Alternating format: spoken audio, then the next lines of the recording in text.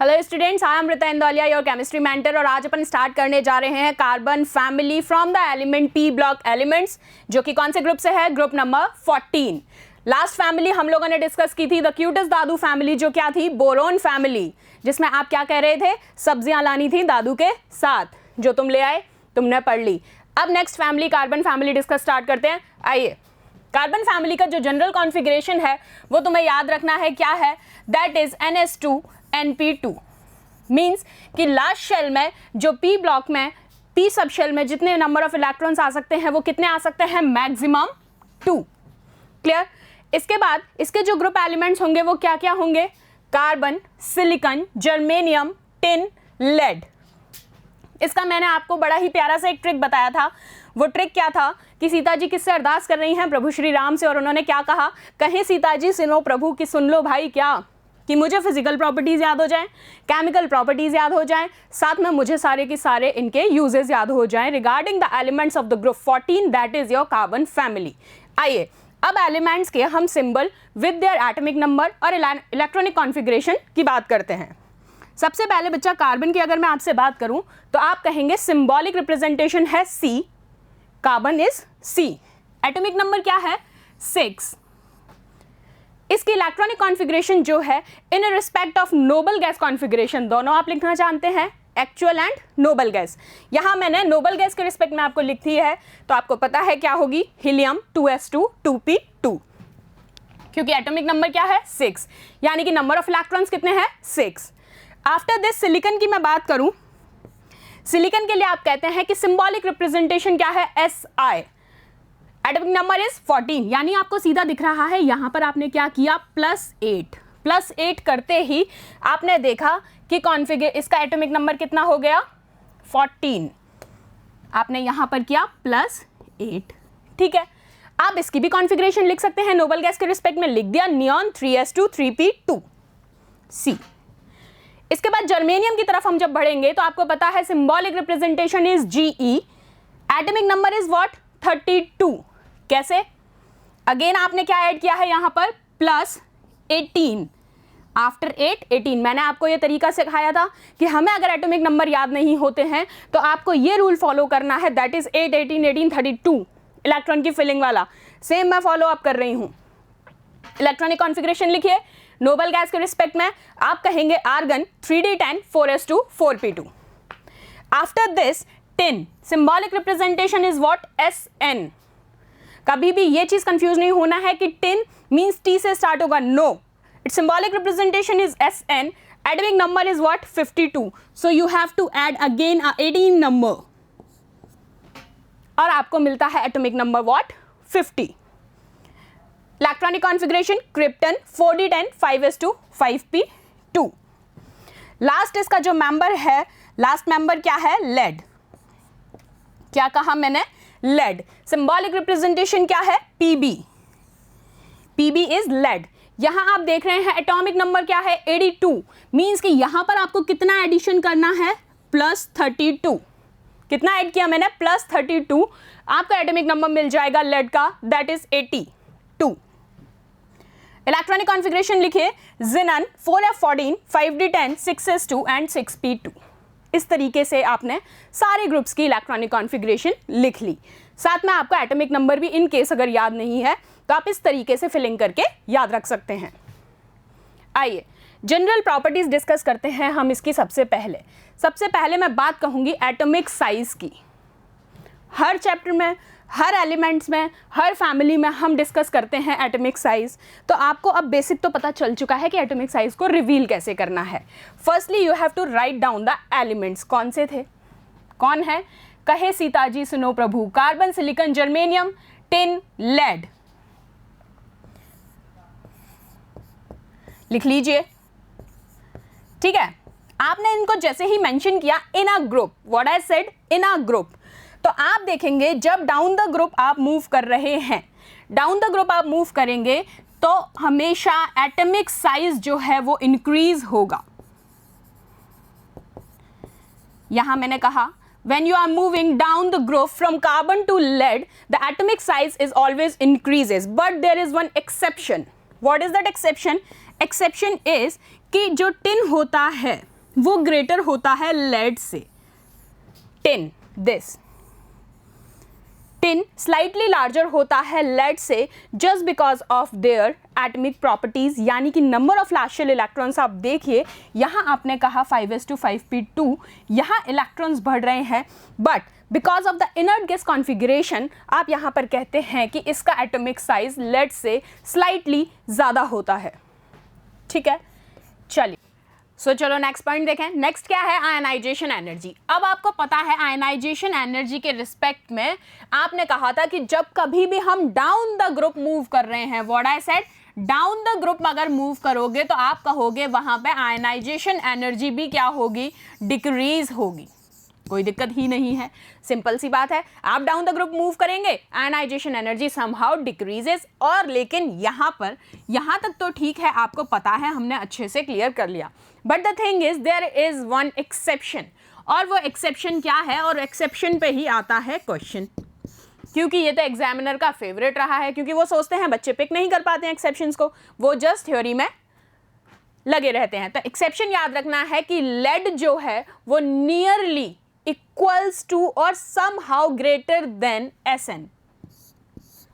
बात समझ में आ गई? क्या बोल रही हूं मैं कि लेड इज ग्रेटर देन और nearly greater than equals to Sn। This is the exception and it is really very important. Clear है? चलो नेक्स्ट देखते हैं। आफ्टर आयनाइजेशन एनर्जी हम बात करेंगे इलेक्ट्रोनेगेटिविटी के केस में। तो ये भी आपको पता है, फिर मैं वही करूंगी कि डाउन द ग्रुप आप मूव करोगे, इलेक्ट्रोनेगेटिविटी भी यहां पर क्या होगी, डिक्रीज होगी। होपफुली एलिमेंट्स दिमाग में आ गए होंगे अब तक और क्लियर हो गया होगा कि मैम किस कॉज में बात कर रही हैं, कौन सी फैमिली चल रही है, कार्बन फैमिली। कार्बन फैमिली में मूव करो, कार्बन से लेके कहे सीता जी सुनो प्रभु, कहां तक पहुंच रहे हो, लेड तक, कहें यही थे।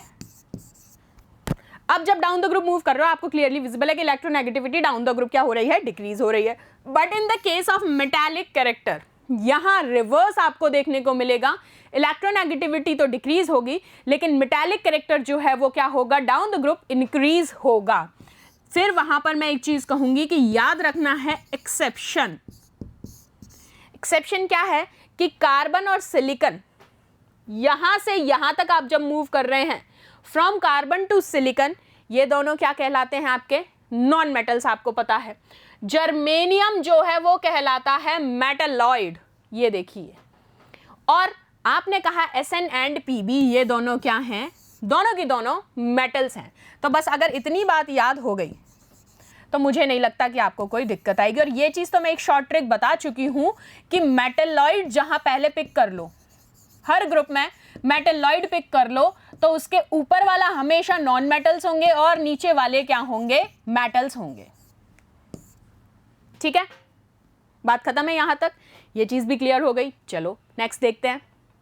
नेक्स्ट में है ऑक्सीडेशन स्टेट। आपको पता है कि ये ग्रुप जो है कार्बन फैमिली का ग्रुप +4 ऑक्सीडेशन स्टेट में मैक्सिमम स्टेबल रहता है, लेकिन यहां आप कहेंगे कि जनरल ऑक्सीडेशन स्टेट तो +4 है, ठीक है, लेकिन ये +2 में भी एग्जिस्ट करता है, but in the case of heavier elements. So this is somehow important. और यहां पर आपको एक्सेप्शन फिर से याद रखना है कि +4 किसके रिस्पेक्ट में है, +2 किसके रिस्पेक्ट में है। तो आप देखिए जर्मेनियम +4 में भी एग्जिस्ट करता है, +2 में भी एग्जिस्ट करता है।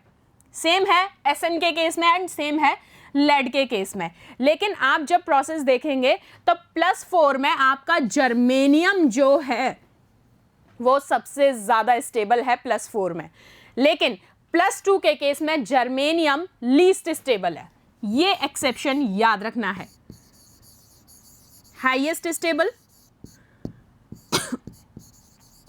इन +4 एंड लीस्ट स्टेबल इन +2।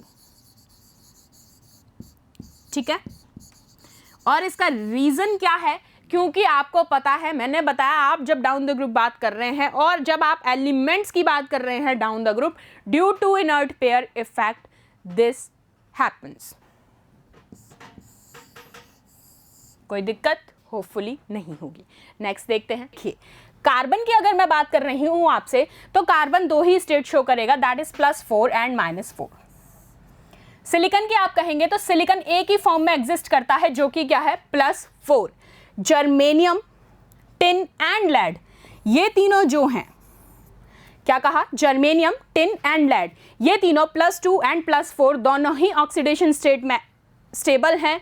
क्योंकि रीजन क्या है, क्योंकि इनर्ट पेयर इफेक्ट की वजह से, here is the reason, inert pair effect की वजह से ये दोनों ही ऑक्सीडेशन स्टेट में स्टेबलाइज होते हैं, क्योंकि ये क्या है, हैवियर एलिमेंट्स हैं इन कंपैरिजन टू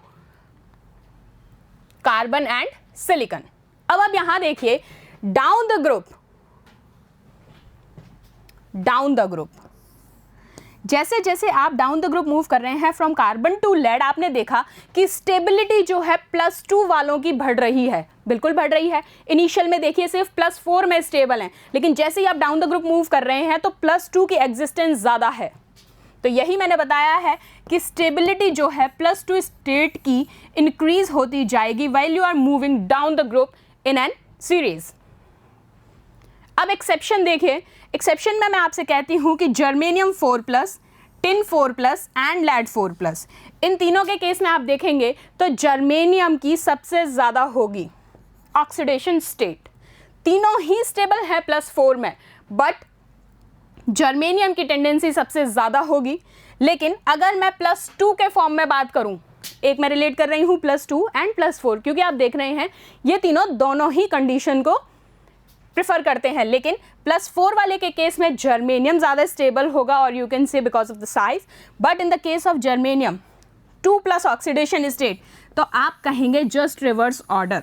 और रीज़न क्या होगा, due to inert pair effect और इनर्ट पेयर शील्डिंग। याद आया इनर्ट पेयर इफेक्ट क्या था, देखो क्या कहा था मैंने आपको, शिनशेन था आपका इनर्ट पेयर इफेक्ट। कैसे था, बीच में न्यूक्लियस, ये आपके शेल्स, आप इनको कह देते हैं लाइक n = 1,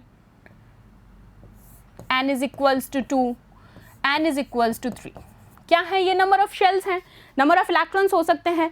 अब मैंने इसको शिनशेन क्यों कहा था, क्योंकि यहाँ बात चल रही थी NS2 शेल की, इनर्ट पेयर इफेक्ट की बात कर रही हूँ मैं। NS2 शेल में आपने कहा था क्योंकि s इलेक्ट्रॉन्स क्या होते हैं, न्यूक्लियस के बहुत ज़्यादा पास होते हैं, उनमें मैक्सिमम अट्रैक्शन होता है, इस वजह से वो बॉन्डिंग में पार्ट नहीं करते, तो वो बिहेव करते हैं like a baby of a shell. और वही बेबी कौन है, शिनशेन। शिनशेन क्यों बोला, क्योंकि s ऑर्बिटल वाले हैं ये, सिर्फ याद रखने के लिए। तो इनर्ट पेयर इफेक्ट में NS2 शेल जो है वो बॉन्डिंग नहीं करता है, just because of the maximum attraction with the nucleus. ठीक है, तो रीजन भी क्लियर होता है तुम्हें कि इनर्ट पेयर इफेक्ट की वजह से ये कॉजेज होते हैं +2 और +4 के केस में। आ जाओ नेक्स्ट, अब कुछ केमिकल रिएक्शंस डिस्कस करते हैं। पहली मैं बात करती हूँ रिएक्शन विद ऑक्सीजन। रिएक्शन तो कराएंगे, लेकिन उससे पहले तुम्हें पता होना चाहिए कि किन किन के केस में ये एलिमेंट्स मोनोऑक्साइड्स बनाते हैं और किन किन के केस में ये डाइऑक्साइड्स बनाते हैं। सबसे पहले तो लिख लो एलिमेंट्स, कौन है, carbon, silicon, germanium, tin and lead है। अब मैंने पहले मोनोऑक्साइड का फॉर्मेशन किया, यानी कि एक oxygen, carbon monoxide, silicon, germanium, आपने सारे के सारे ऑक्साइड्स बना लिए।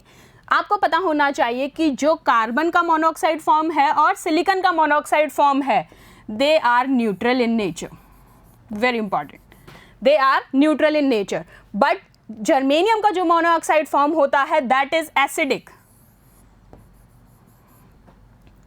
while in the case of tin and lead, monoxide form की मैं बात कर रही हूँ, tin and lead, then they both are amphoteric। और amphoteric आपको पता है क्या, that behaves like both the acid and the base, जिसके अंदर दोनों की ही प्रॉपर्टीज होती हैं, एसिड एंड बेस। वो बिहेव करते हैं किसकी तरह, एम्फोटेरिक की तरह। आ जाइए डाइऑक्साइड की तरफ मूव करते हैं, क्योंकि हमारी पहली प्रॉपर्टी क्या है, रिएक्शन विद ऑक्सीजन। हमने मोनोऑक्साइड का केस देखा, अब डाइऑक्साइड देखते हैं। जब ये डाइऑक्साइड का फॉर्मेशन करते हैं इन एलिमेंट्स के साथ, सबसे पहले मैं कहती हूँ carbon dioxide, silicon dioxide, germanium dioxide.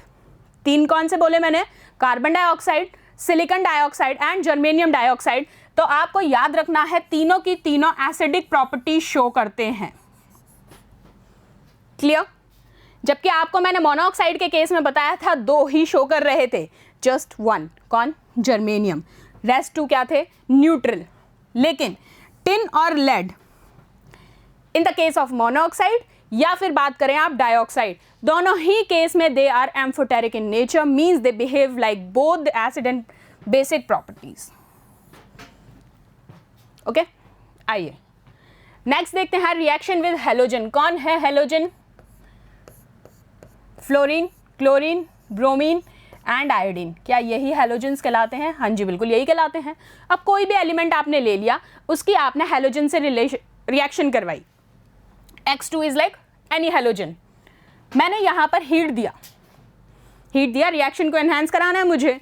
आप कहते हैं यहां पर डाइहैलाइड का फॉर्मेशन हो गया। बिल्कुल सेम एग्जांपल मैं लेती हूं, लेकिन मैंने वहां पर क्या किया? हेलोजन का एक्सेस बढ़ा ले लिया।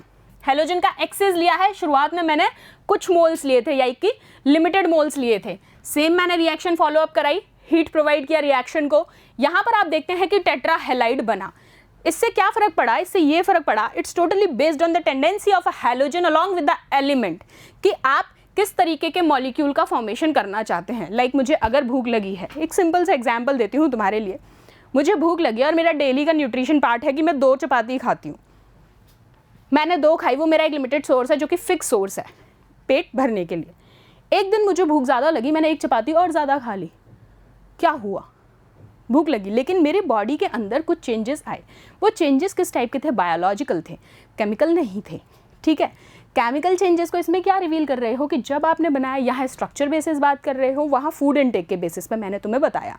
अब उस एग्जाम्पल को अगर मैं तुमसे कहूँ कि मैम ठीक है आपने खा ली 1 चपाती और ज़्यादा, तो उससे क्या हुआ? तो मुझे नींद आई ना बेटा, मेरा स्ट्रक्चर गड़बड़ाया। मैं जिस सोर्स से, जिस एनर्जी के थ्रू मैं आपके पास आती हूँ, बातें करती हूँ या पढ़ते हैं अपन, कुछ भी करते हैं, वो एनर्जी जो था मेरा उस दिन का, जबकि मैंने एनर्जी का इंटेक तो ज़्यादा किया है, लेकिन वो एनर्जी का इंटेक यूज़ नहीं हो रहा मेरा ज़्यादा। इवन मैं एक लेज़ी फॉर्म में जा रही हूँ। तो यहाँ वही कहा है कि यहाँ स्ट्रक्चर जो बना डाइहैलाइड बना, यहाँ टेट्राहेलाइड बना, मीन्स कि उसका स्ट्रक्चर का और क्या हुआ? फर्दर, ठीक है, एलोंगेशन आपको देखने को मिला। अब ये स्ट्रक्चर्स हमें ज़्यादा नहीं पढ़ने हैं।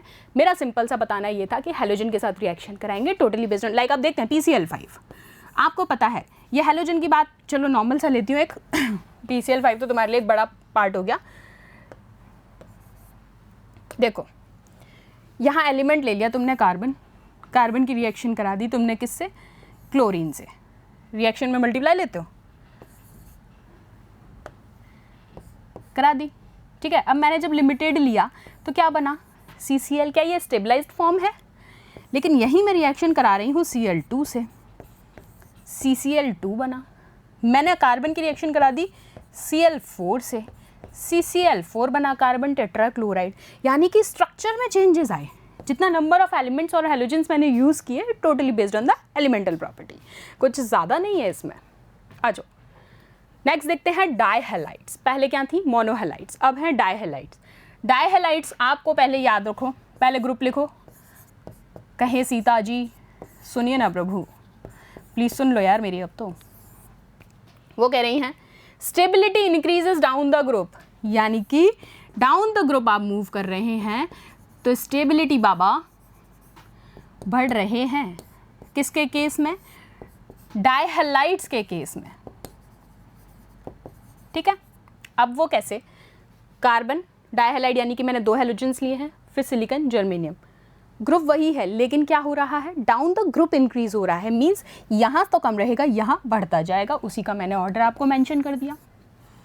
टेट्राहेलाइड की मैं बात करूं तो आप देखेंगे क्या होगी? डाउन द ग्रुप वो जस्ट रिवर्स हो जाएगी। टेट्राहेलाइड, ये तो डाइहैलाइड के केस में आपने लिया, टेट्राहेलाइड के केस में आप कहेंगे स्टेबिलिटी डिक्रीजेस। क्या हो रही है? स्टेबिलिटी डिक्रीज हो रही है। किसमें? टेट्राहेलाइड के केस में। ठीक है, तो सिर्फ ये डिफरेंस आपको याद रखना है। आ जाइए ऑक्साइड्स ऑफ कार्बन फैमिली। कुछ ऑक्साइड्स की बात करते हैं। सबसे पहले मोनोऑक्साइड, अभी बताई भी थी। कौन कौन थी? कार्बन और सिलिकॉन क्या कैसे बिहेव कर रहे थे? न्यूट्रल। CO इज न्यूट्रल, बिल्कुल यही पढ़ा आपने। Germanium oxide is distinctly acidic, whereas tin and lead are amphoteric. यही हमने अभी आपसे डिस्कस भी किया। चलिए, +2 oxidation state increases in the sequence. किस सीक्वेंस में +2 इंक्रीज होता है? बिल्कुल, आपने ये पढ़ा था, अभी बताया था प्रीवियस पार्ट में। जबकि इसके केस में क्या होता है, जर्मेनियम हैलाइड जो है टेट्राहैलाइड वो ज़्यादा स्टेबल होता है डाइहैलाइड से और PbX2 PbX4 से। ये जो अभी अपन ने डिस्कस किया था उसी का एक लैंग्वेज फॉर्म आपको दिया। आ जाइए, डाइऑक्साइड्स ये तीनों तो कैसी होती हैं? एसिडिक, जबकि ये दोनों एम्फोटेरिक होती हैं। क्लियर? अब यहाँ पर हम बात करेंगे किसके स्ट्रक्चर के रिगार्डिंग? SiCl4 के स्ट्रक्चर के रिगार्डिंग। अब आपको मैंने यहाँ पर क्या लिखा है, देखिए, SiCl4 except SiCl4 not hydrolyzed by water because absence of d orbital। इसका मतलब यहाँ पर क्या है, आपको मैं एक ही बात कहूंगी, आप यहाँ देखेंगे जैसे ही आप वाटर के साथ इसके रिएक्शन करवा रहे हैं SiCl4 की, आपको पता है कि SiCl4 में क्या होता है कि ये जो सिलिकॉन है ये अपना ऑक्टेट एक्सपेंड कर देता है, एक्सपेंडेड इट्स ऑक्टेट। सो ये इजीली हाइड्रोलाइज हो जाता है जस्ट बिकॉज, क्योंकि सिलिकॉन क्या करता है, अपने ऑक्टेट को एक्सपेंड कर देता है। आप रिएक्शन करवा के देख लीजिए, आपको यहाँ क्लियरली विजिबल है, जैसे ही आपने HCl यहाँ से रिमूव किया, सी दिस, आपको ये स्ट्रक्चर मिलता है।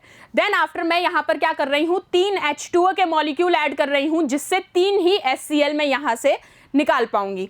आप जैसे ही, क्योंकि आप देखिए यहाँ पर अभी आपके पास 3 क्लोरीन एटम प्रेजेंट हैं, तो मैंने यहाँ 3 H2O लिए, 3 H2O मैं यहाँ जैसे ही ऐड करूंगी तो आपने कहा 3 HCl, ये रिमेनिंग H उसके साथ बॉन्ड करके HCl रिमूव आउट करा देंगे, तो आपको स्ट्रक्चर मिल जाएगा सिलिसिक एसिड का, C। This is the structure for silicic acid. Hopefully कोई दिक्कत नहीं है, बस इतनी सी बात याद रखनी है, क्योंकि ये क्या करता है, अपने ऑक्टेट को एक्सपेंड कर लेता है। जस्ट बिकॉज ऑफ दिस ये इजीली अपनी स्ट्रक्चरल फॉर्म में हाइड्रोलाइज हो जाता है। ठीक है, चलिए नेक्स्ट देखते हैं। इसके बाद हम बात करेंगे कैटिनेशन को लेके। अब कैटिनेशन में स्टार्ट करने से पहले ही, स्टार्ट तो क्या आपको पता है, कैटिनेशन हम ऑलरेडी डिस्कस कर चुके हैं। मैंने आपको बार बार एक ही चीज कही थी कि लॉन्ग फॉर्म या फिर लॉन्ग चेन ऑफ कार्बन, जहां पर कार्बन क्या है, इजीली बॉन्डेड है एक दूसरे से एक चेन फॉर्म स्ट्रक्चर में। अब वो स्ट्रक्चर का अपीयरेंस कुछ भी हो सकता है, इट डजंट मीन कि वो एक लॉन्ग फॉर्म में सिर्फ एक स्ट्रेट वे में ही होंगे। हमारे लिए जो मेजर कंजम्पशन है वो ये है कि वो एक लीनियरली अरेंज्ड हो, या फिर स्ट्रक्चर में भी अरेंज्ड है तो वो पैटर्न वाइज अरेंज्ड हो, और उसके साथ साथ कि कार्बन टू कार्बन ही नेक्स्ट बॉन्डिंग होनी चाहिए, कार्बन का एक लॉन्ग फॉर्म चलना चाहिए। तो this is somehow we called catenation. अब देखिए क्या कहते हैं हम, carbon atoms have the tendency to link with one another through covalent bonds. यहाँ आप जो बॉन्ड्स बनाते हैं ये किस तरीके के बॉन्ड्स कहलाते हैं, दोज आर कोवलेंट बॉन्ड्स, जो इनके बीच में बॉन्डिंग हो रही है। ठीक है, to form chain and rings, किसी भी स्ट्रक्चर में वो अरेंज हो सकते हैं, यही मैंने आपसे कहा। अब यहाँ जो एक एक्सेप्शन है आपको देखना है वो क्या है, आप क्योंकि कौन से ग्रुप में बात कर रहे हैं, कार्बन फैमिली के अंदर मेंबर्स लिखिए, कहें सीता जी सुनो प्रभु, यही मेंबर्स हैं आपके, बार बार आपको याद हो जाते हैं।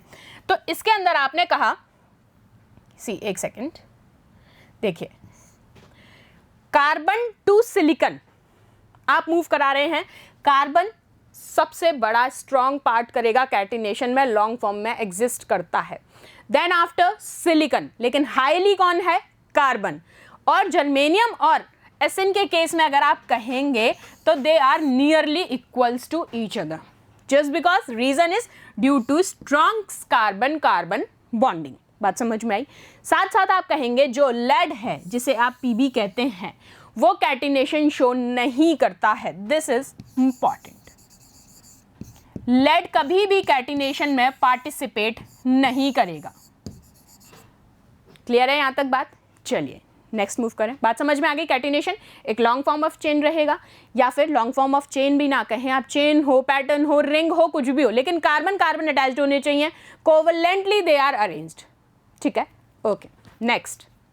अब कैटिनेशन, क्योंकि मैंने आपको बोला down the group means carbon to lead, down the group क्या हो रहा है, डिक्रीज हो रहा है। अभी आपने देखा डिक्रीज तो हो रहा है, लेकिन यहां पर एक एक्सेप्शन है। वो एक्सेप्शन क्या है कि कार्बन सिलिकॉन से बहुत ज्यादा ग्रेटर है, फिर सिलिकॉन जर्मेनियम से। रीजन क्या है, क्योंकि यहां पर क्या है, कार्बन कार्बन बॉन्ड लिंकेज होता है, और वो बॉन्ड लिंकेज कौन सा है, कोवलेंट बॉन्ड। अभी मैंने बताया कि कैटिनेशन का मतलब ही क्या है कि कोवलेंट बॉन्ड के थ्रू वो एक लीनियर चेन के स्ट्रक्चर्स बनाते हैं, ईदर इट इज लीनियर और साइक्लिक और रिंग स्ट्रक्चर। Got it? आइए अब कुछ एलोट्रॉप्स पढ़ लेते हैं कार्बन के। क्या मतलब है एलोट्रॉप्स का, पहले तो ये जानिए। एलोट्रॉपी और allotropism is the property of some chemical elements to exist in two or more different forms in the same physical state. इतनी बात याद रखो। क्वेश्चन जो आता है ना बेटा, मैंने इसको इतनी बार अंडरलाइन किया है, means this is the most important term in the whole definition. क्या मतलब है, जो क्वेश्चन अराइज होता है वो इसी के ऊपर अराइज होता है।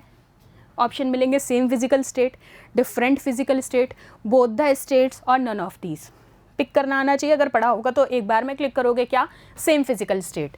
यानी कि एलोट्रॉपी वो प्रॉपर्टी है जहां पर सम मीन्स कुछ एलिमेंट्स एग्जिस्ट करते हैं दो या दो से ज़्यादा फॉर्म्स में, लेकिन अपने सेम फिजिकल स्टेट के साथ।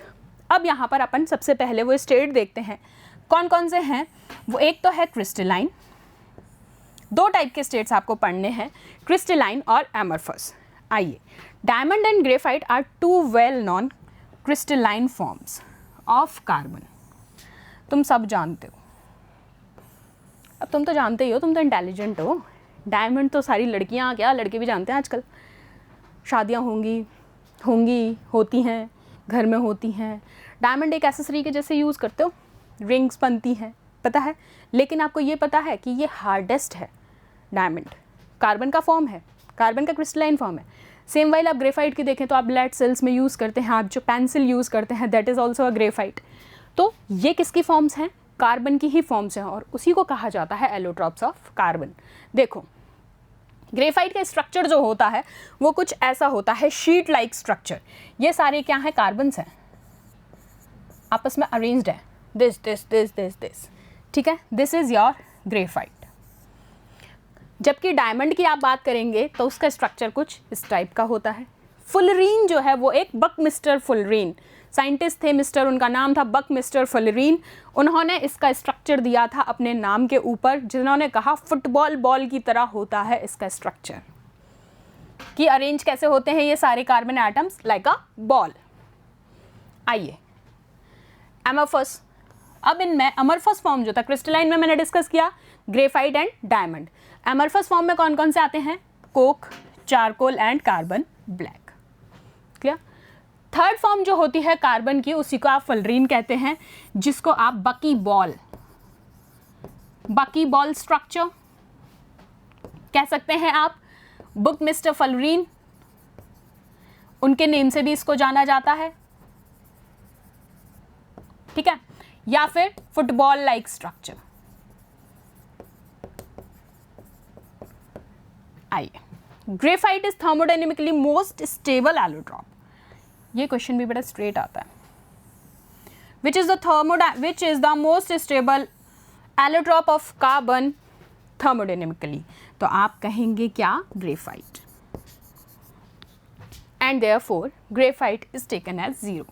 ग्रेफाइट का जो थर्मोडायनेमिकली टर्म लेते हैं आप एंथैल्पी के फॉर्म में क्या लेते हैं, 0, ठीक है। आ जाओ, because of smaller size and lowest atomic volume, carbon is the hardest element in group 14। Carbon hardest element क्यों है ग्रुप 14 का, ये बहुत इंपॉर्टेंट बात है, नोट कर लेना एज इट इज, समझ के आगे। ग्रुप 14 का कार्बन जो है सबसे ज़्यादा हार्डेस्ट एलिमेंट है। हार्डेस्ट किस वजह से, क्योंकि एक तो उसका साइज़ कैसा होता है, स्मॉल, और एटॉमिक वॉल्यूम भी क्या होता है, कम। दूसरी चीज़, among elements of group 14 carbon का मेल्टिंग पॉइंट और बॉइलिंग पॉइंट जो है क्या है, हाई होता है। हाईएस्ट आयनाइजेशन एंथैल्पी भी होती है। इलेक्ट्रोनेगेटिविटी ऑफ दिस ग्रुप, आपने कहा कि कार्बन, आ जाओ, इतनी थ्योरी आ जाती है तो मेरा तो एक ही ट्रिक रहता है कि मैं फ्लो चार्ट बनाती हूँ और तुम्हें मैं बार बार एक ही चीज़ कहती हूँ कि फ्लो चार्ट फॉर्म में पढ़ना शुरू कर दो। कर ही दिया अब तो तुमने, अच्छे बच्चे हो गए हो। कार्बन क्या कहा सबसे पहले तुमने? हार्डेस्ट है, hardest element of group 14, group 14, ठीक है। रीज़न क्या देंगे आप? Because of small size and lowest atomic volume. खत्म, टिंग टिंग टिंग। इसके बाद आपने कहा कि कार्बन जो है उन जनाब में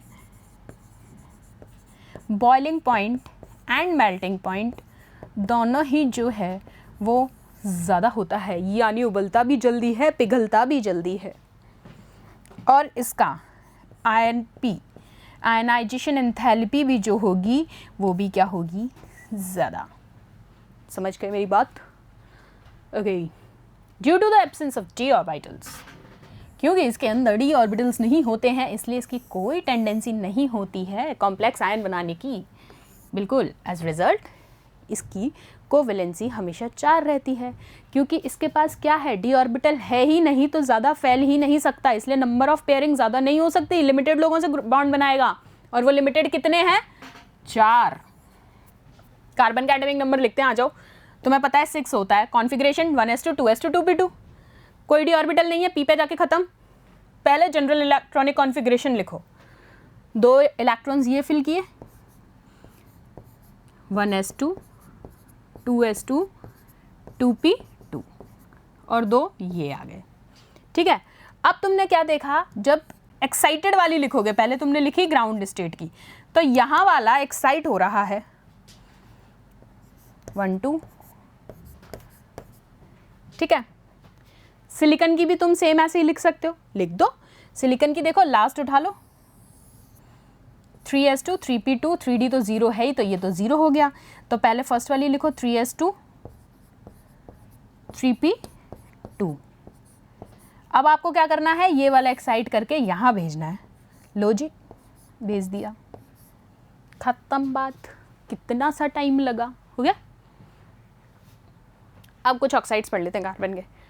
मोनोऑक्साइड अभी बताया, ये न्यूट्रल होगा। सिलिकॉन ऑक्साइड अनस्टेबल होगा, एग्जिस्ट ही नहीं करता। जर्मेनियम एसिडिक होगा, ये दोनों एम्फोटेरिक होंगे, है ना। डाइऑक्साइड, ये दोनों एसिडिक होंगे। कौन कौन? कार्बन और सिलिकॉन। और लास्ट 3 जर्मेनियम, टिन, लेड, ये कैसे होंगे? एम्फोटेरिक। कार्बन मोनोऑक्साइड बहुत ही ज़्यादा पॉइजनस गैस है। बेटा ये जो कुछ पॉइंट्स मैंने लिखे हैं ना, those are very important, straight question वाले हैं ये, कि carbon monoxide highly poisonous gas है। समझ गए? कार्बन सब ऑक्साइड का फॉर्मूला क्या होता है? कई बार पूछा गया है, क्योंकि तुम्हें नहीं पता होता। मोनोऑक्साइड डाइऑक्साइड में लगे हुए तो कार्बन सब ऑक्साइड का फॉर्मूला होता है C3O2।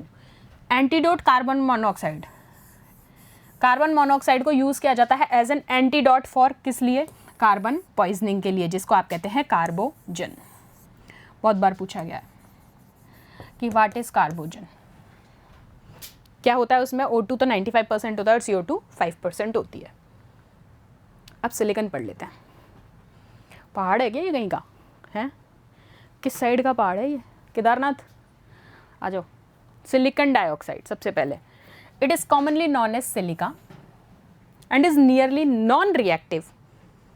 किसकी तरह होती है? सिलिका की तरह, और नॉन रिएक्टिव होती है। किस लिए? क्योंकि because of its very high silicon oxygen bond enthalpy. Very high silicon oxygen bond enthalpy, ठीक है। It is resistant to acids, halogens, metals and dihydrogen. It is attacked by HF and NOH. Normal properties है। Form देखते हैं reaction. आपने silicon dioxide की sodium hydroxide के साथ reaction करा दी, तो आपने देखा सोडियम सिलिकॉन ऑक्साइड आपको मिल गया। सेम आपने यहाँ पर क्या किया है? HF मॉलिक्यूल से, तो आपको क्या मिला? SiF4। This is come in the base, ठीक है। द एंटायर सॉलिड क्रिस्टल्स में be considered as giant molecules, यानी कि बड़े मॉलिक्यूल्स की तरह देखे जाते हैं, in which 8 membered rings are formed with alternate silicon and oxygen bonds. कैसे होती हैं वो दिखाते हैं अभी आपको। यूजेस और देखो, यूजेस SiO2, रुको उससे पहले आपको स्ट्रक्चर दिखाते हैं। क्या कहा है, 8 membered rings, alternate silicon oxygen bond, see alternate है सिलिकॉन ऑक्सीजन, सिलिकॉन ऑक्सीजन, सारे देख लो, सारे ऑल्टरनेट हैं, ठीक है। अब यूजेस, सिलिका जेल, SiO2 जिसको आप कहते हैं, सिलिका जेल यूज़ किया जाता है ड्राइंग एजेंट में और क्रोमेटोग्राफी में भी यूज़ किया जाता है, और एज अ कैटलिस्ट, कैटलिस्ट क्या होता है, rate enhancer.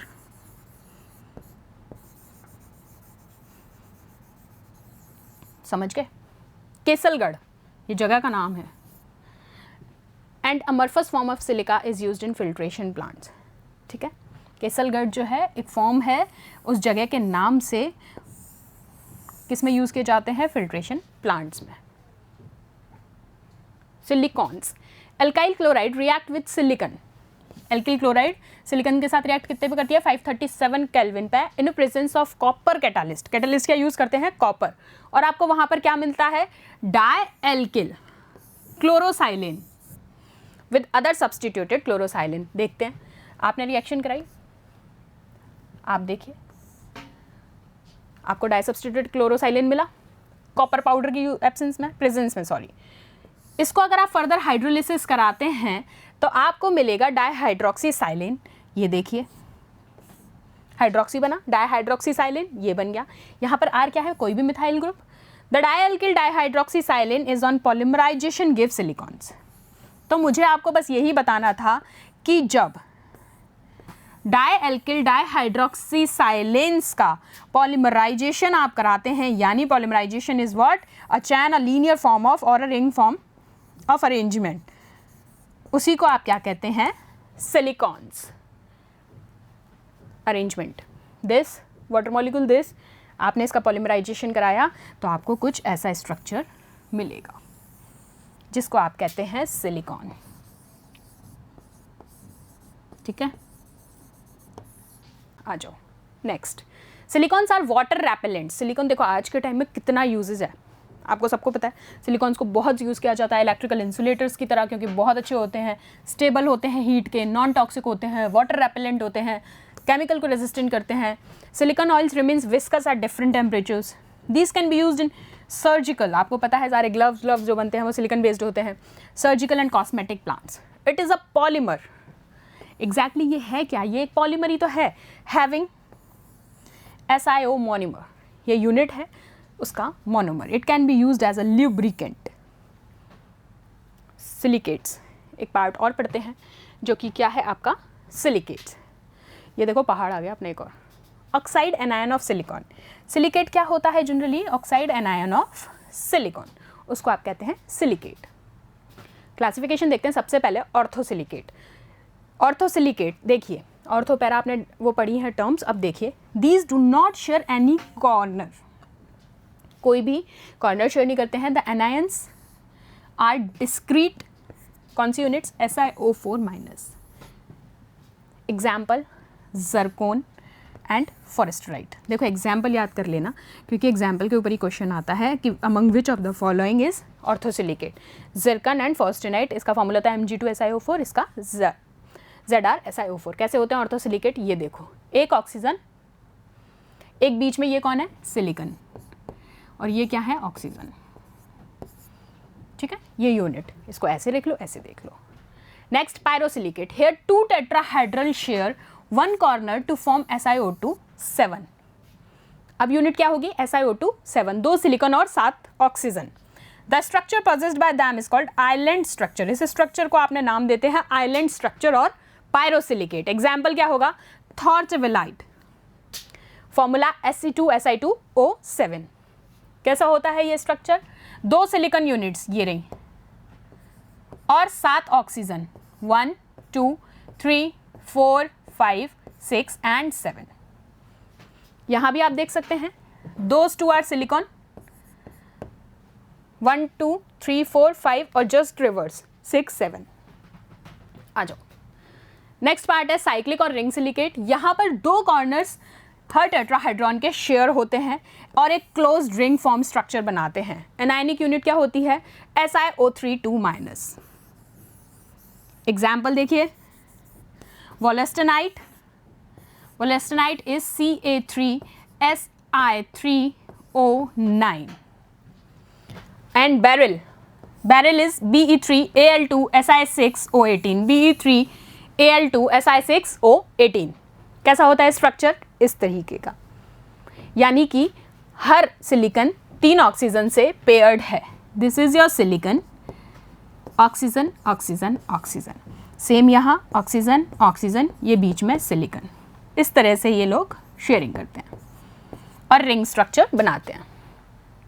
Chain silicates, here 2 corners of each tetrahedron are shared to form a linear chain. Anionic unit क्या होगी? SiO3 2-, same. Example spodumene, LiAl SiO3 2. If 2 chains are close linked, double stranded silicates भी ये बना सकते हैं और unit term क्या होगी जी? Si4O11. इनको आप कहते हैं एम्फीबोल्स. ठीक है. एग्जाम्पल क्या है? एस्बेस्टस. एस्बेस्टस कहाँ यूज़ आता है? आपकी छतों में, जो अपनी रूफिंग होती है ना, उसमें यूज़ किया जाता है एस्बेस्टस को. किस तरीके का फॉर्मुलेशन होगा? सी. ऐसा होगा linear. Sheet silicate, these silicates are form by sharing of 3 corners. बस यही याद रखते जाओ. उसमें 2. The anion has a 2-dimensional sheet structure. Formula Si2O5. Example clay, मिट्टी. अब लास्ट बचा है 3-dimensional सिलिकेट. ये क्या होती हैं? These are formed by sharing of all the 4 corners. चारों कॉर्नर्स को शेयर करता है. Example all the crystalline forms of silica, zeolite and feldspar. 3-dimensional. ये देखो बीच वाले ब्लैक वाले क्या है? सारे सिलिकन. ये सारे सिलिकन हैं.